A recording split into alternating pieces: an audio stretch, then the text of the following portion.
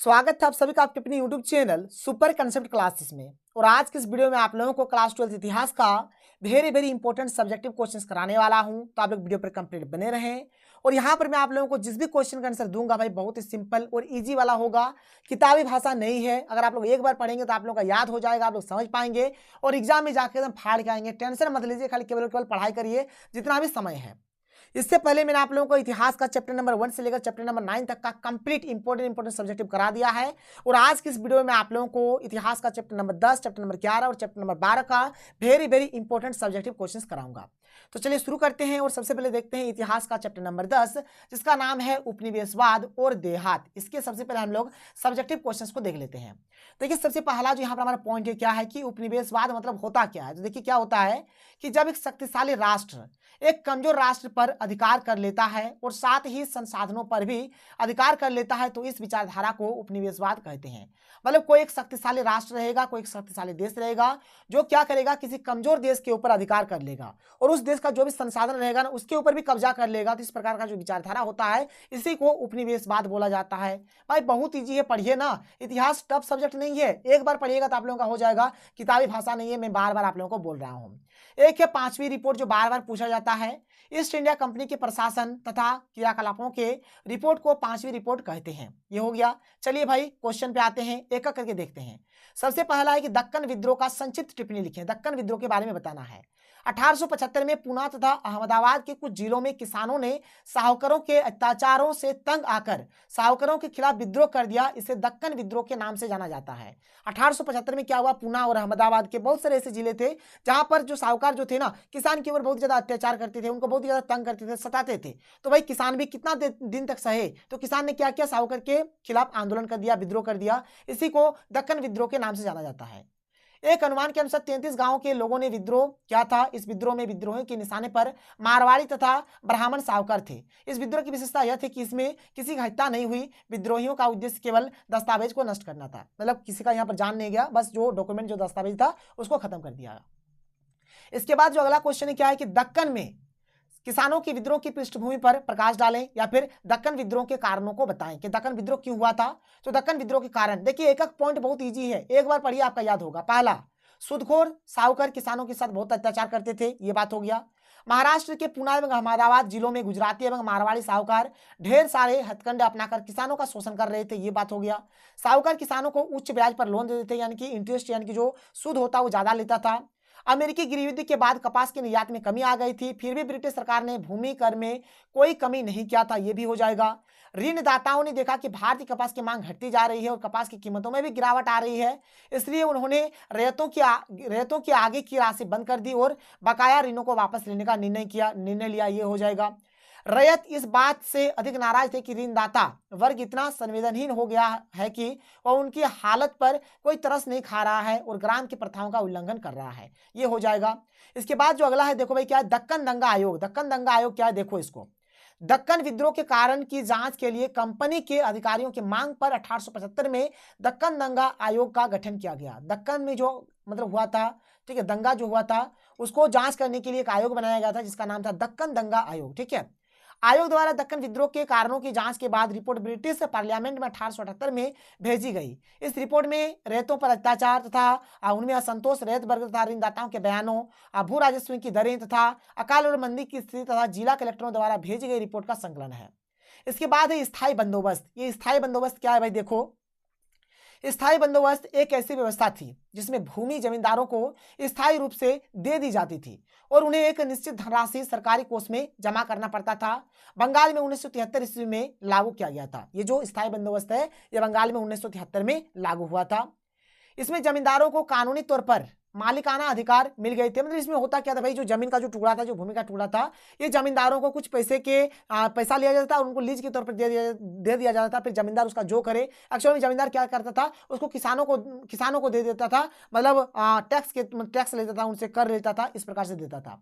इसमें जमींदारों को कानूनी तौर पर मालिकाना अधिकार मिल गए थे। अब ये किसानों से मनमाना लगान लेते थे, मनमाना टैक्स लेते थे, जितना मन उतना। इस व्यवस्था से सरकार को लगान के रूप में बंदी बंधाई धनराशि मिल जाती थी। इस व्यवस्था से नए जमींदारों का जन्म हुआ। इस शहरों में बड़े बड़े बंगलों में और तरह तरह की सुख सुविधाओं के साथ रहते थे। गांव में उनकी नौकर किसानों पर तरह तरह के अत्याचार करके भूमि कर ले जाते थे। मतलब उनका जो नौकर लोग होता था किसानों के ऊपर अत्याचार करते थे और टैक्स ले जाते थे। जमींदारों को किसानों के दुख सुख से कोई लगाव नहीं था, बस वो भाई मस्त है ना, बस मैं मस्त, दुनिया गया भाड़ में, कोई मतलब नहीं है। किसानों को बदले में सिंचाई या ऋण सुविधा नाम मात्र का भी नहीं मिलता था। मतलब ना तो उन्हें सिंचाई का सुख सुविधा मिलता था, ना ही उन्हें ऋण वगैरह मिलता था, कुछ भी नहीं मिलता था। स्थायी बंदोबस्त को इस्तमरारी बंदोबस्त भी कहा जाता है। इसे बंगाल में लॉर्ड कॉर्नवालिस द्वारा 22 मार्च 1973 को लागू किया गया। वेरी इंपॉर्टेंट है। अब देखो भाई स्थायी बंदोबस्त के क्या क्या गुण है, क्या क्या लाभ है। पहला क्या है, स्थायी बंदोबस्त होने से सरकार की आय निश्चित हो गई। सरकार को तो पैसा मिलना शुरू हो गया। एक फिक्स जितना राशि फिक्स कर दिया उतना इनकम उन लोगों को होने लगा। बार बार बंदोबस्त करने की परेशानी से सरकार को छुटकारा मिल गया था। एक बार फिक्स कर दिया कितना पैसा देना, बस कहानी खत्म। स्थायी बंदोबस्त के होने से जमींदारों को लाभ हुआ, जमींदारों को भी लाभ हुआ। स्थायी बंदोबस्त में लगान की राशि निश्चित होती थी, जिससे किसानों से मनमाना लगान लिया था। ठीक है, ये बात हो गया। स्थायी व्यवस्था के बाद नई जमींदार बने, जिससे वे अंग्रेजी सरकार के भक्त बन गए। इससे अंग्रेजी सरकार को राजनीतिक लाभ मिला। कंपनी की लगान की राशि निश्चित हो गई, जिससे उसे बजट बनाने में सुविधा हो गई। भारत में लगान की आधुनिक व्यवस्था शुरू हुई। कंपनी को लगान वसूल करने के लिए कर्मचारियों की नियुक्ति नहीं करनी पड़ी, जिससे उन्होंने अपने कर्मचारियों को दूसरे कार्यों में लगाया, क्योंकि जमींदारों से उनको टैक्स मिल जाता था, लगान मिल जाता था, इसलिए उसको अलग से कोई कर्मचारी नहीं रखना पड़ा और जो कर्मचारी था उसको दूसरे काम में लगा दिया गया। स्थायी बंदोबस्त के दोष क्या क्या है देखो। इस व्यवस्था के कारण किसानों का शोषण बढ़ गया, किसानों का शोषण होने लगा। इसके कारण किसानों पर अत्याचार बढ़ गए। नगर के रहने वाले जमींदारों के दलाल किसानों पर अधिक अत्याचार करते थे। वैसे जमींदार जो तय की गई लगान को जमा नहीं कर पाए, उनकी जमीनें जब्त कर नीलाम कर दी गई। स्थायी बंदोबस्त ने जमींदारों को आलसी और बिलासी बना दिया। बंगाल में जमींदारों और किसानों में आपसी विरोध बढ़ने लगा था। यह कार्नवालिस की एक भयंकर भूल थी, जो उसने किसानों को भूमि मालिक बनाने के बजाय जमींदारों को भूमि का मालिक बना दिया, जिनके कृषि की उन्नति के प्रति कोई रुचि नहीं थी। ये बात हो जाएगा। इसके बाद अगला जो प्रश्न है वेरी वेरी इंपॉर्टेंट क्या है कि बंगाल में 1793 में नई भू राजस्व व्यवस्था लागू करने के मुख्य कारण क्या थे। क्या इससे ईस्ट इंडिया कंपनी को वंचित लाभ मिले। ठीक है, क्या हो जाएगा देखो इसका आंसर कि बंगाल में 1973 में नई भू राजस्व व्यवस्था लागू करने के मुख्य कारण है क्या क्या है देखो कि प्रत्येक वर्ष किसानों से वसूली जमींदारों द्वारा की जाती थी एवं जमींदार अपना हिस्सा रखकर कंपनी के पास राजस्व पहुंचाते थे। यह संपूर्ण प्रक्रिया कष्टदायक, जटिल एवं अनिश्चित बनी रहती थी। ठीक है, मतलब एक्चुअली बोला क्या जा रहा है देखिए ध्यान से कि प्रत्येक वर्ष किसानों से वसूली जमींदारों द्वारा की जाती थी। मतलब देखिए यहाँ पर जमींदारों को ही भूमि दे दिया गया था, ठीक है, एक फिक्स प्राइस में। अब यहाँ पर जो जमींदार होते थे ना, मतलब प्रत्येक साल किसानों से वसूली पहुंचाना जमींदार का ही काम था एवं जमींदार अपना हिस्सा रखकर कंपनी के पास राजस्व पहुंचाते थे। जमींदार अपने पास हिस्सा रख लेते था और जो मतलब पैसा देना था सरकार को देने के लिए जाते थे। यह संपूर्ण प्रक्रिया बहुत ही कष्टदायक, जटिल और अनिश्चित बनी रहती थी। कंपनी चाहती थी कि उसे हर साल एक निश्चित राशि नियमित रूप से मिलती रहे, किंतु बंगाल में अक्सर पड़ने वाले अकाल और जमींदारों के स्वार्थ के कारण संभव नहीं हो पा रहा था। मतलब कंपनी तो चाहती थी कि भाई जो पैसा फिक्स किया गया वो हमें हर साल मिल जाए, लेकिन जो जमींदार थे थोड़ा स्वार्थी थे और बंगाल में बहुत प्रकार का जो अकाल पड़ जाता था, जिसके चलते पैसा सही टाइम पे नहीं मिलता था। इन कारणों से 1793 में कंपनी ने बंगाल में नई भू राजस्व व्यवस्था लागू कर दी, जिसकी वसूली जमींदारों के माध्यम से होनी थी। नई भू राजस्व व्यवस्था लागू करने के बाद भी कंपनी का उद्देश्य पूरा नहीं हो रहा था। इसके निम्नलिखित कारण थे। पहला, कंपनी द्वारा निश्चित की गई राशि उस समय के हिसाब से अधिक थी। मैं ज्यादा पैसा रख दिया था, इसलिए किसान नहीं दे पा रहे थे। कभी कभी फसल बर्बाद हो जाते थे, ये भी कारण है। कृषक भी लगान से बचने के लिए तरह तरह के हथकंडे अपनाते रहते थे। इन सब का नतीजा यह होता था कि जमींदारों की धन की राशि बढ़ती जा रही थी और कंपनी उनकी जमींदारी को नीलाम कर देती थी। परंतु जमींदार काफी होशियार थे, अपने ही आदमियों को नीलाम में खड़ा कर जमींदारी ले लेते थे और इनकी कीमत नहीं देते थे, जिससे बार बार नीलामी होती थी और कीमत गिरती जाती थी। इससे उनकी जमींदारी और देयताएं दोनों बनी रहती थी। देखो भाई यहाँ पर बात ये रहा, मान के चलिए कि हमारे पास कोई एक सामान है, हमने क्या किया, 2-3 आदमी को खड़ा कर दिया कि ये जो सामान है नीलाम जब होगा ना तो तुम्ही को खरीदना है, चाहे तुम जितना बोली लग जाए। फिर क्या हुआ, मान के चलिए ये मेरा ही आदमी, ठीक है, इसने क्या किया, इस जमीन को खरीद लिया। अब फिर बाद में बोलेंगे नहीं भाई हमसे नहीं होगा, मेरे पास उतना पैसा है, मैंने बोल दिया था, अब मैं जमीन नहीं ले पाऊंगा। फिर से नीलामी होता था, फिर से वही काम, फिर से नीलामी, फिर से वही काम, ये रिपीट होते रहता था। तो जमींदार के पास जमीन भी बच के रहता था और जो उनको पैसा मिलता था भाई वो भी मिल जाता था। इस प्रकार से लोग बुद्धि लगाता था। अगला प्रश्न कि जमींदार लोग अपनी जमींदारियों पर किस प्रकार नियंत्रण बनाए रखते थे। अभी मैंने आप लोगों को एक पॉइंट बताया, वेरी इंपॉर्टेंट था। जमींदारों द्वारा अपनी जमींदारियों पर नियंत्रण रखने के उपाय क्या था। तो जमींदारों द्वारा अपनी जमींदारियों पर अपना नियंत्रण बनाए रखने के लिए कई प्रकार के हथकंडे अपनाए गए। पहला क्या है देखो कि जमींदारों के एजेंट नीलामी की प्रक्रिया में जोड़ तोड़ की नीति को अपनाते थे। अपनी भू संपदा की बिक्री के समय उनके अपने ही आदमी उचित बोली लगाकर जमींदारों को खरीद लेते थे, बाकी में वे खरीद की गई राशि चुकाने से इनकार कर देते थे। इस प्रकार जमींदारी जमींदार के नियंत्रण में ही रहती थी। ये हुआ। देखिए मैं आपको बार बार बोलता हूँ कि एक क्वेश्चन का आंसर आप दूसरे में भी चिपका सकते हैं। जमींदार जमींदारी पर अपना नियंत्रण बनाए रखने के लिए फर्जी बिक्री का सहारा लेते थे। फर्जी बिक्री के कारण जमींदारी को बार बार बेचना पड़ता था। बार बार बोली लगाने से सरकार तथा बोली लगाने वाले दोनों ही थक जाते थे। जब कोई भी बोली लगाता था तो सरकार को वो जमींदारी पुराने जमींदार को ही कम कीमत पर बेचनी पड़ती थी। जमींदार अपनी जमींदारियों के कुछ भाग परिवार की महिलाओं के नाम कर देते थे, क्योंकि कंपनी की नीति में महिलाओं की संपत्ति न छीनने का प्रावधान था। ऐसा करने से भी जमींदारी अपनी जमींदारियों पर नियंत्रण बनाए रखते थे। वह महिलाओं के नाम कर देते थे और यहाँ पर एक रूल था कि महिला के नाम पर अगर कोई भूमि रहेगा तो उसको कोई छीन नहीं सकता है। जमींदारों ने नीलामी से बचने के लिए अन्य कई तरकीब निकाले। संपदा खरीदने वालों को या तो जमीन पर कब्जा ही नहीं करने देते थे या मार पीट कर भगा देते थे। ये बात हो गया। नीलामी की प्रक्रिया में एजेंटों और नौकरों को शामिल किया गया। इस प्रकार संपदा पर जमींदार का अधिकार बना रहता था। इसके बाद भाई आ जाता है संथाल विद्रोह। वेरी इंपॉर्टेंट है, देख लो। संथालों ने ब्रिटिश शासन के विरुद्ध विद्रोह क्यों किया, ठीक है, और संथाल विद्रोह के कारण जो भी है चलिए बात करते हैं एक एक करके। पहला यहाँ पर क्या है कि संथालों का जीवन यापन कृषि और वन संपदाओं पर निर्भर था।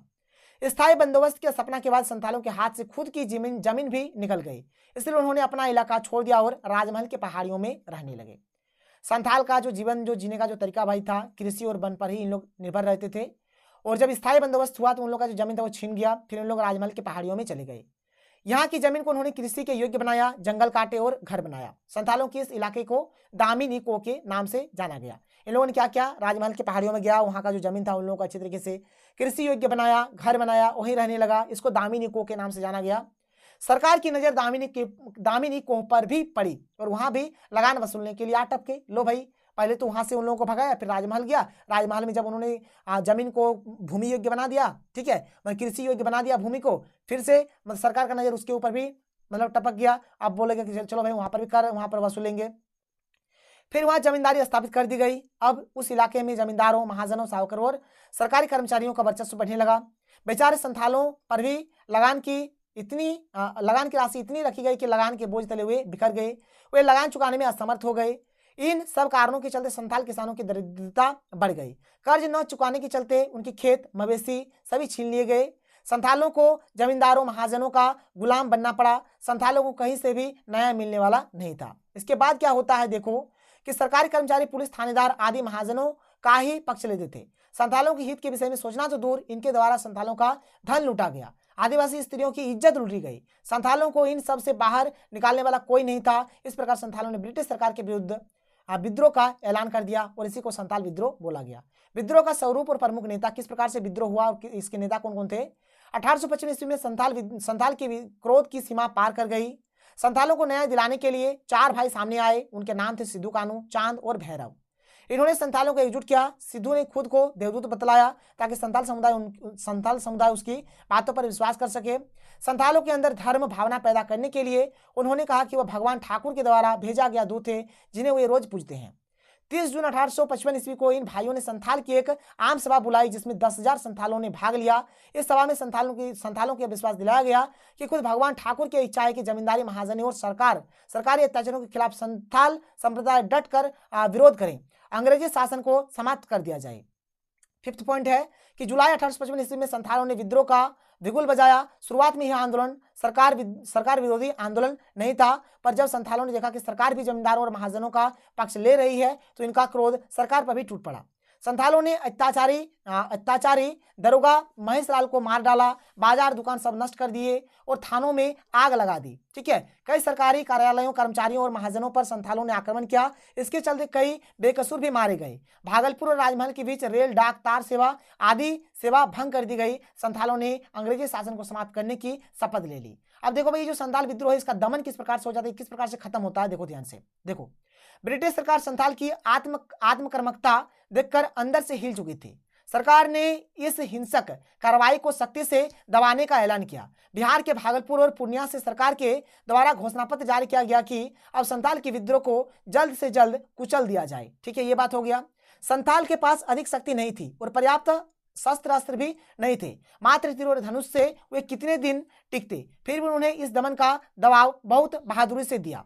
अंततः कई संथालों को गिरफ्तार कर लिया गया और 15,000 से अधिक संथाल मारे गए। संथाल के नेता भी गिरफ्तार कर लिए गए और मारे गए। अपने नेता की गिरफ्तारी से संथालों का मनोबल टूट गया और फरवरी 1856 ईस्वी तक संथाल विद्रोह समाप्त कर दिया गया। यह था संथाल विद्रोह के बारे में। फिर अगला प्रश्न क्या है कि कार्नवालिस ने स्थायी बंदोबस्त क्यों लागू किया। इसका उत्तर होगा 1793 ईस्वी में स्थायी बंदोबस्त या जमींदारी व्यवस्था लागू करने के निम्नलिखित कारण थे। पहला कि सरकार अपनी आय को निश्चित तथा स्थायी करना चाहती थी। दूसरा, सरकार लगान वसूल करने में कोई खर्च तथा असुविधा नहीं उठाना चाहती थी।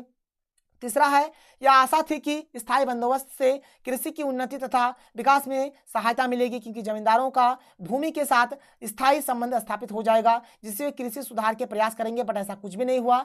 जमींदारी वर्ग से आशा की गई कि वे किसानों का आर्थिक तथा सामाजिक जीवन में प्रभावशाली नेतृत्व करेंगे। कंपनी के पास भूमि के संबंध में पर्याप्त ज्ञान तथा योग्य कर्मचारियों का अभाव भी उसका एक कारण था। ये हो गया। तो देखिए अगला क्वेश्चन क्या है कि 5वीं रिपोर्ट पर एक निबंध लिखिए। अभी मैंने आप लोगों को थोड़ी देर पहले बताया कि ईस्ट इंडिया कंपनी के प्रशासन तथा क्रियाकलापों की रिपोर्ट को 5वीं रिपोर्ट कहते हैं। 5वीं रिपोर्ट 1813 में ब्रिटिश संसद को प्रस्तुत की गई। इस रिपोर्ट में 1002 पृष्ठ थे। अब देखो भाई, इसका उद्देश्य क्या था।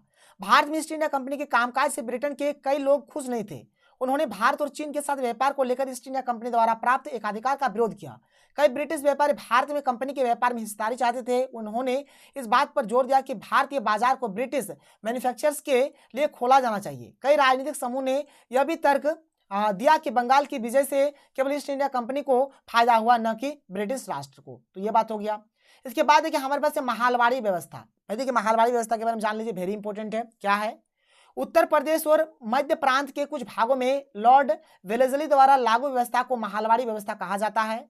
महल शब्द का अर्थ है गांव के प्रतिनिधि, अर्थात जमींदार या जिनके पास अधिक भूमि होती थी, अर्थात जमींदारों के पास सामूहिक रूप से लागू की गई व्यवस्था। गांव को एक महल माना जाता था। महल के जमींदार, जिन्हें तालुकदार भी कहा जाता था, कंपनी को निश्चित भू राजस्व देते थे तथा शेष अपने पास रखते थे। तो ये था हमारा महालवाड़ी व्यवस्था। भारत से धन के निष्कासन के सिद्धांत का वर्णन करो। देखो इसका उत्तर, धन निष्कासन से तात्पर्य भारत धन संपदा का विदेशों में गमन और उसके बदले भारत को कुछ प्राप्त न होने से है। मतलब भारत का जो भाई धन है, ठीक है, धन संपदा जो है वो बाहर जाना और इसके बदले भारत को कुछ भी न मिलना, ये हुआ हमारा भारत से धन का निष्कासन। सर्वप्रथम दादा भाई नौरोजी ने 1867 ईस्वी में धन निष्कासन का सिद्धांत प्रतिपादित किया था। ठीक है, किसने किया था? दादा भाई नौरोजी ने। तो यहाँ पर ये चैप्टर हमारा खत्म हो जाता है। आगे चलते हैं, अगला चैप्टर देखते हैं।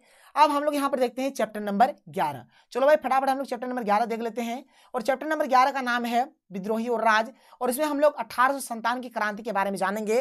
वेरी इंपॉर्टेंट क्वेश्चन है जो बार बार एग्जाम में पूछा जाता है। देख लो भाई यहाँ पर ये जो क्वेश्चन है, देखो यहाँ पर ये जो क्वेश्चन एक ही तो क्वेश्चन है और इसके पूछने का बहुत सारा तरीका है और आंसर भाई एक ही होगा कि 1857 की क्रांति के स्वरूप पर प्रकाश डालें, या फिर 1857 की क्रांति के कारणों का उल्लेख करें, या फिर 1857 की क्रांति पर संक्षिप्त टिप्पणी लिखें। जैसा भी क्वेश्चन इस प्रकार से पूछा जाए, आंसर आप लोगों का एक ही होने वाला है जो यहाँ पर मैं आप लोगों को कराऊंगा। तो चलिए देखते हैं इसके आंसर को। बहुत ही सिंपल तरीके से, इजी तरीके से देखेंगे, एक बार पढ़ेंगे तो आप लोगों को याद हो जाएगा। 1857 की क्रांति के कारण क्या क्या इसका कारण था, एक एक करके यहाँ पर हम लोग डिस्कस करते हैं। देख लो, सबसे पहला यहाँ पर देखते हैं, पहला पॉइंट क्या है कि अंग्रेज सरकार भारतीयों के ऊपर बहुत जुल्म करते थे। अंग्रेजी भाई महाधूर्त आदमी, महाप्रिय थे इन लोग, ठीक है, इन लोगों का भरोसा करना ही नहीं चाहिए। तो अंग्रेज जो थे ना भारतीयों के ऊपर बहुत जुल्म करते थे, ये हो गया।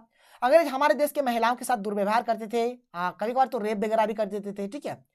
अंग्रेज सरकार ने छोटे छोटे राज्यों को हड़प लिया और ऐसे राजा जिनका संतान नहीं था उनको गोद लेने के अधिकार से वंचित कर दिया, जिससे राजाओं और जमींदारों में असंतोष फैल गया, ठीक है।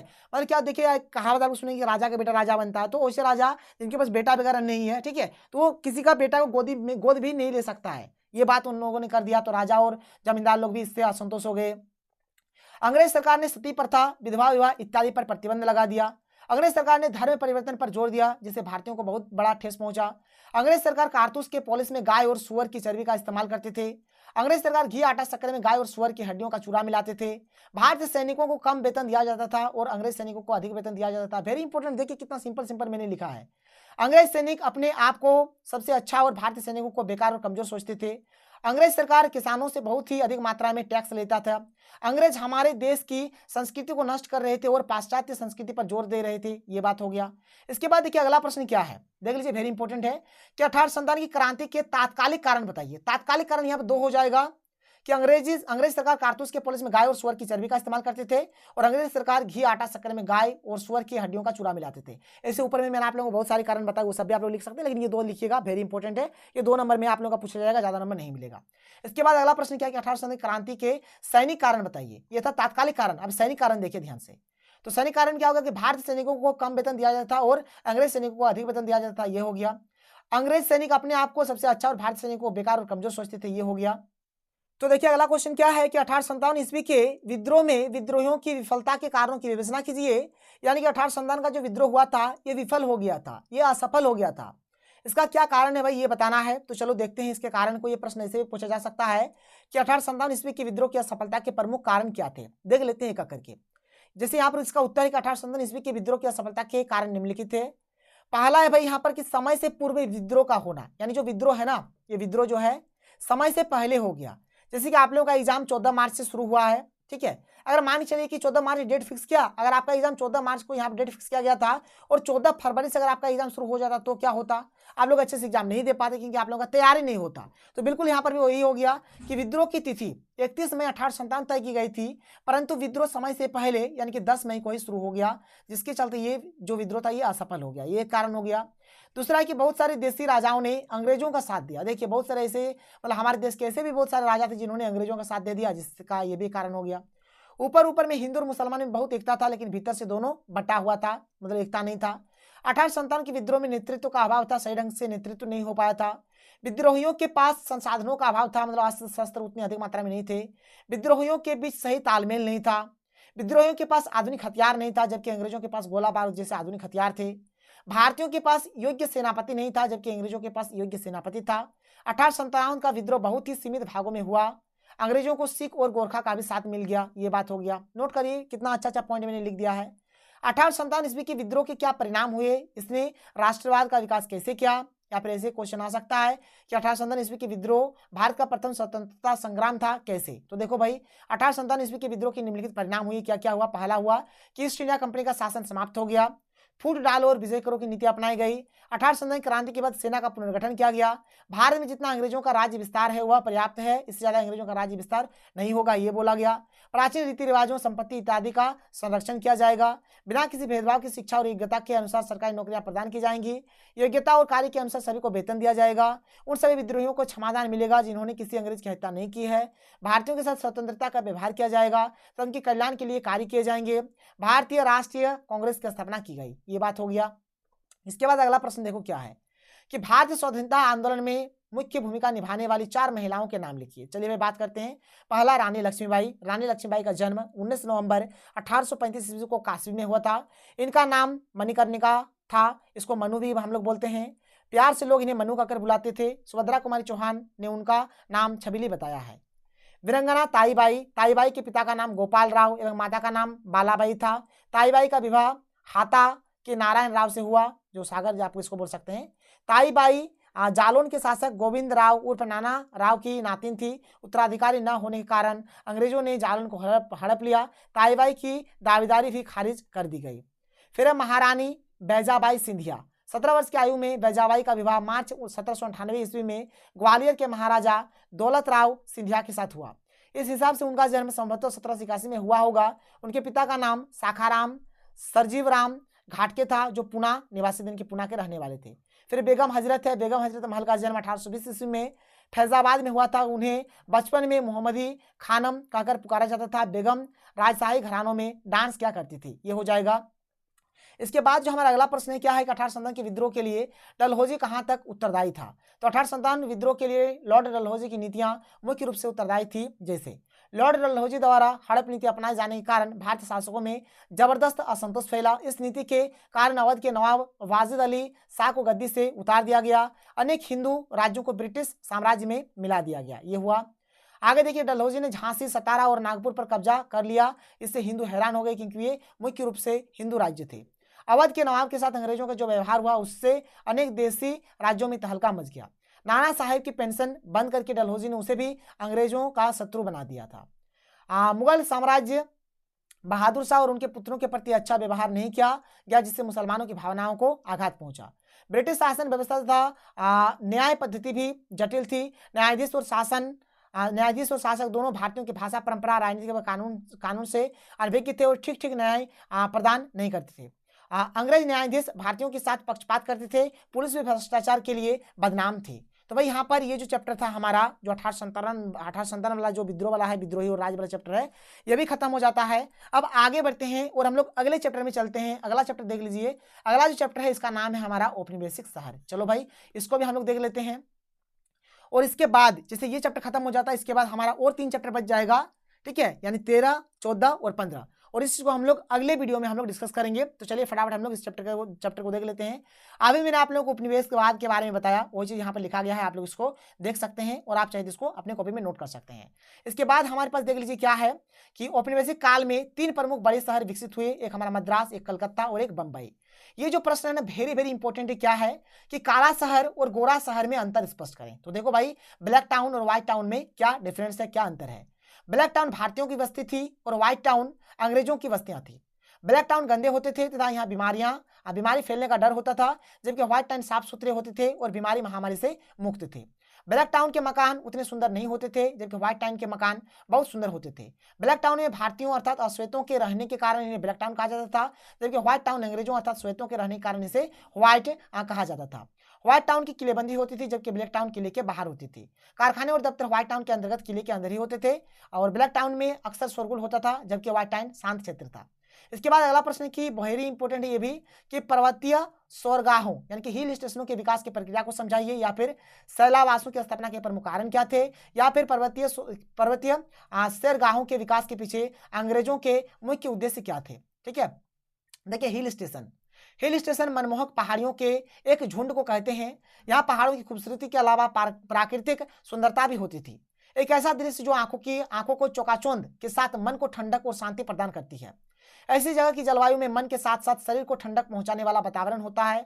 ऊंचाइयों पर होने के कारण ऐसे स्थान हमेशा ठंडे होते हैं, इसलिए गर्मियों के दिनों में ऐसे स्थानों पर बहुत सुकून मिलता है। ये हो गया हिल स्टेशन के बारे में। इसका महत्व क्या है, ये हिल स्टेशन फौजियों को ठहराने, सीमा की देखरेख करने और शत्रु पर आक्रमण करने के लिए महत्वपूर्ण स्थान थे। हिल स्टेशन की जलवायु ठंडी और मृदु थी, जो इंग्लैंड की जलवायु जैसी थी। अंग्रेज गर्म मौसम को बीमारियों की जड़ मानते थे, इसलिए हिल स्टेशन उनके लिए महत्वपूर्ण माने जाते थे। इन हिल स्टेशनों को स्वस्थ जीवन के रूप में भी विकसित किया गया था। सिपाहियों को यहाँ विश्राम करने और इलाज करने के लिए भेजा जाता था। हिल स्टेशन ऐसे अंग्रेजों और यूरोपियनों के लिए भी आदर्श स्थान थे, जो अपने घर जैसी मिलती जुलती बस्तियां बसाना चाहते थे। इनकी इमारतें यूरोपीय शैली की होती थी। इसकी स्थापना सरहद की देखभाल और आसपास के क्षेत्रों की सुरक्षा करने के लिए की गई थी। ये हो गया। अगला प्रश्न कि औपनिवेशिक नगरों में किस प्रकार के सार्वजनिक भवन बनवाए गए, उनके उद्देश्य क्या थे। देखो भाई, इसका उद्देश्य क्या था। पहला हो जाएगा कि 18वीं शताब्दी तक मद्रास, कलकत्ता और बंबई महत्वपूर्ण बंदरगाह बन गए। वहां की बस्तियों में वस्तुओं के संग्रह के विशेष प्रबंध थे और कई कारखाने भी नहीं थे। औपनिवेशिक शहर अर्थात मुंबई, मद्रास और कलकत्ता में फैक्ट्रियां या व्यापारिक केंद्र स्थापित किए गए, जहां पर व्यापारिक गतिविधियां, सामान का लेन देन और गोदामों में उन्हें रखा जाता था। इन फैक्ट्रियों में कंपनी के कर्मचारी और अधिकारी भी रहते थे। इन शहरों को बंदरगाहों के रूप में इस्तेमाल किया गया, जहां यहाँ जहाजों को लादने और उनसे उतारने का काम होता था। शहरों के नक्शे बनवाए गए, आंकड़े इकट्ठे किए गए, सरकारी रिपोर्ट प्रकाशित की गई। ये सभी दस्तावेज प्रशासनिक दफ्तरों में होते थे। शहरों के रखरखाव के लिए नगर पालिकाएं बनाई गई, जो शहरों में जलापूर्ति, सड़क निर्माण, स्वास्थ्य जैसी सेवाएं उपलब्ध करवाती थी तथा लोगों की मृत्यु और जन्म के रिकॉर्ड भी रखती थी।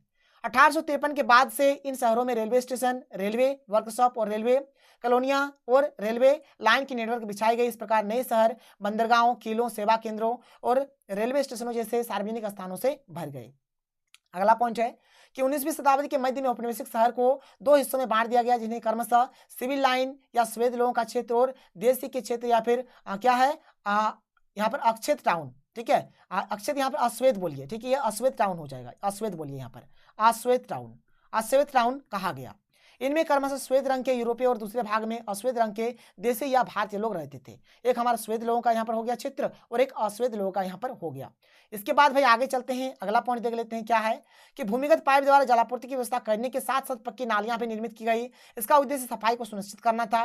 कुछ शहरों को औपनिवेशिक हिल स्टेशनों के रूप में विकसित किया गया, जैसे शिमला, दार्जिलिंग, माउंट आबू। ठीक है, यहाँ पर माउंट आबू हो जाएगा, यहाँ पर 19 दे दीजिएगा, माउंट आबू होगा। मनाली, इनका उद्देश्य गर्मी के दिनों में प्रशासनिक गतिविधियों को चलाना। ठीक है, गतिविधियों को चलाना। इसके बाद देखिए क्या है गतिविधियों के चलाने में उच्च अधिकारियों को स्वास्थ्य, जलवायु और वातावरण वाला आवास प्रदान करना था। नए शहरों में घोड़ा गाड़ी, ट्राम, बसें, टाउन हॉल, सार्वजनिक पार्क, सिनेमा हॉल, रंगशालाएं, प्रत्येक क्षेत्र के अंतर्गत आने वाली विभिन्न सेवक, कर्मचारी, शिक्षक, अकाउंटेंट और शिक्षा से जुड़ी संस्थाएं जैसे स्कूल, कॉलेज, लाइब्रेरी आदि उपलब्ध थे। कुछ सार्वजनिक केंद्र या सामुदायिक भवन भी थे जहां समाचार पत्र, पत्रिकाएं आदि लोगों को उपलब्ध हो सकती थी। ये हो गया। अगला क्वेश्चन है कि नए नगरों में सामाजिक जीवन की विशेषताओं पर प्रकाश डालें। देखो भाई क्या है इसका उत्तर। पहला कि नए शहरों के सामाजिक जीवन में अति संपन्नता और गरीबी दोनों देखने को मिलती थी, मतलब संपन्नता भी देखने को मिलता था और गरीबी भी। यहाँ की जिंदगी अति व्यस्त होती थी। यहाँ यातायात के साधन घोड़ा गाड़ी, ट्राम या फिर बस होता था। यहाँ काम करने का स्थान और आवास का स्थान अलग अलग होता था। नए नगरों में अनेक सार्वजनिक वस्तुएं, टाउन हॉल, पार्क और सिनेमा हॉल होते थे। यहाँ कई सामाजिक समूह और विभिन्न वर्गों में काम करने के लिए आते थे। मद्रास, बंबई और कलकत्ते के नक्शे पुराने भारतीय शहरों से भिन्न थे। इसमें बनाए गए भवनों पर औपनिवेशिक की झलक दिखाई देती थी। अंग्रेजों और यूरोपियों के लिए हिल स्टेशन आदर्श स्थान बन गए थे। इनकी इमारतें यूरोपीय स्थापत्य शैली की होती थी। रेलवे के आगमन के साथ हिल स्टेशनों में अनेक प्रकार के लोग पहुंचने लगे थे। भारतीयों ने भी वहां रहना शुरू कर दिया। जिन हिल स्टेशनों में चाय और कॉफी के बागान लगाए गए थे वहां बड़ी संख्या में मजदूर आने लगे। मध्यवर्गीय वर्ग, क्लर्कों, शिक्षकों, वकीलों, डॉक्टरों, इंजीनियरों और लेखाकार भी की मांग बढ़ने लगी। यहाँ शिक्षित की संख्या अधिक थी। 10वां पॉइंट क्या है कि समय के अनुसार तेजी से बदलाव आ रहे थे। औरतों भी विभिन्न कार्यों में अपना योगदान दे रही थी। शहरों में मेहनत करने वाले मजदूरों की हालत ठीक नहीं थी। उन्हें यहाँ नया आकर्षण दिखाई दिया, परंतु साथ में उनकी आमदनी इतनी नहीं थी कि वे अपनी जीविका चला सके। अगला क्वेश्चन कि प्रमुख भारतीय व्यापारियों ने औपनिवेशिक शहरों में खुद को किस तरह स्थापित किया। इसका उत्तर होगा कि प्रमुख भारतीय व्यापारी काफी धनी थे, साथ ही वे पढ़े लिखे भी थे। वे चाहते थे कि वे अंग्रेजों के समान व्हाइट टाउन जैसे साफ सुथरे इलाकों में ही रहें और उन्हें भी समाज में उचित सम्मान प्राप्त हो। इन उद्देश्यों से उन्होंने निम्नलिखित कदम उठाए। पहला कि प्रमुख भारतीय व्यापारी बॉम्बे, कलकत्ता तथा मद्रास के औपनिवेशिक शहरों में जाकर बस गए। वे मुंबई, कलकत्ता और मद्रास में एजेंट तथा बिचौलियों के रूप में काम करना शुरू कर दिया। उन्होंने ब्लैक टाउन में बाजारों के आसपास परंपरागत ढंग के आंगनकार घर बनवाए। इन्होंने इन शहरों में बड़ी संख्या में भूमि खरीदना शुरू किया और भविष्य के लिए निवेश किया। अपने अंग्रेज स्वामियों को प्रभावित करने के लिए वे त्योहारों के समय उन्हें भव्य पार्टी दिया करते थे। समाज में अपनी हैसियत साबित करने के लिए उन्होंने मंदिर भी बनवाए। इस प्रकार प्रमुख भारतीय व्यापारियों ने औपनिवेशिक नगरों में खुद को स्थापित किया। अगला प्रश्न क्या है कि 19वीं शताब्दी में नगर नियोजन को प्रभावित करने वाले तत्वों का उल्लेख करें। देखिए इसका उत्तर 19वीं सदी में नगर नियोजन को प्रभावित करने वाले तत्व क्या है। पहला कि मजदूर वर्ग के लोग शहर के विभिन्न इलाकों में कच्ची झोपड़ियों में रहते थे। दूसरा, 18 संतान के विद्रोह से अंग्रेज आशंकित रहने लगे। अपनी सुरक्षा के लिए उन्होंने सिविल लाइन्स के नाम से एक शहरी इलाके विकसित किए। इसमें केवल अंग्रेज रहते थे। इसके बाद क्या है कि इन्होंने इसके विपरीत ब्लैक टाउन में स्वच्छता का अभाव था और शोरगुल होता था। प्रारंभ में अंग्रेज ने इस पर ध्यान नहीं दिया, परंतु प्लेग और हैजा फैलने से 1860 से 70 में स्वच्छता पर ध्यान दिया गया। यहाँ पर पॉइंट नंबर 4 क्या, किन स्थापत्य शैलियों के आधार पर इमारतें और भवनें बनवाई जाएं, यह भी एक चिंता का विषय था। पाश्चात्य स्थापत्य शैली, भारतीय स्थापत्य शैली, ग्रीक रोमन स्थापत्य शैली अथवा क्या है गोथिक। देखिए गोथिक शैली विकल्प के रूप में थे। देखिए कहीं पर गोथिक लिखा रहता है, कहीं पर गोथिक लिखा रहता है, तो आप लोग जैसे लिखिएगा कोई दिक्कत नहीं है। ठीक है। 5वां पॉइंट क्या है कि औपनिवेशिक शासन के सामने धन की समस्या थी। शहरों के रखरखाव, सुधार और अन्य कार्यों को लागू करने के लिए पर्याप्त धन जुटाना था। इसके लिए वाटरी कमेटी बनाया गया। इसके लिए क्या बनाया गया भाई, तो वाटरी कमेटी का गठन किया गया। इसके बाद देखिए पॉइंट नंबर 6 क्या है कि यहाँ पर पॉइंट नंबर 6 में हमें यहाँ पर दिया गया है कि यातायात के साधनों की व्यवस्था भी एक समस्या थी। अपने अंग्रेज स्वामियों को प्रभावित करने के लिए वे त्योहार के समय उन्हें भव्य पार्टी दिया करते थे। समाज में अपनी हैसियत साबित करने के लिए उन्होंने मंदिर भी बनवाए। ठीक है, तो भाई ये हो जाएगा हमारा प्यार सा सुंदर सा आंसर और यहाँ पर ये चैप्टर हमारा खत्म हो जाता है। बस मात्र 3 चैप्टर बचा है, जिसको मैं आपको अगले वीडियो में तीनों चैप्टर को खत्म कर दूंगा और हमारा इतिहास का सब्जेक्ट भी खत्म हो जाएगा। तो चलिए मिलते हैं अगले वीडियो में। थैंक यू, जय हिंद।